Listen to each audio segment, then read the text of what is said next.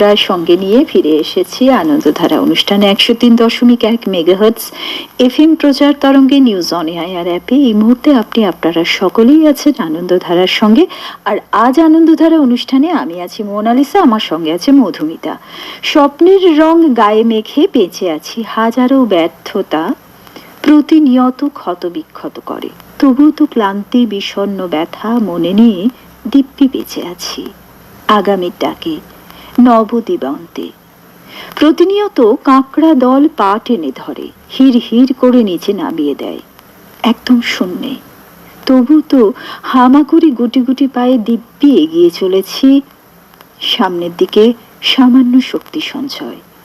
বিন্দু বিন্দু মুক্ত ঝরা শিশির গায়ে মেখে স্বপ্নের হাত এগিয়ে চলেছি গভীর অন্ধকার পেরিয়ে, এক বিন্দু আলোর আশায় নতুন ভোরে, প্রাণ খোলা আনন্দ অফুরন্ত সাহস বাঁচার আশায়।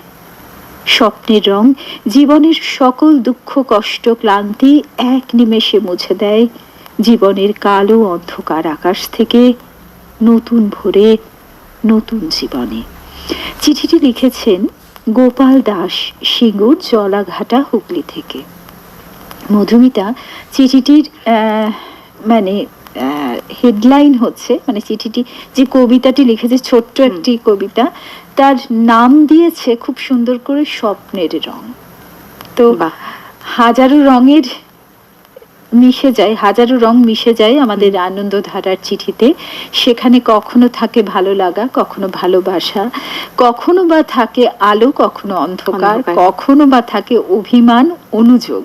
এবং আমরা চাইবো কিন্তু এই সব রংগুলোই থাকুক, একদম। কারণ এই সব রংগুলো থাকলে তবেই কিন্তু আনন্দধারা আরো রঙিন হয়ে ওঠে। একদম।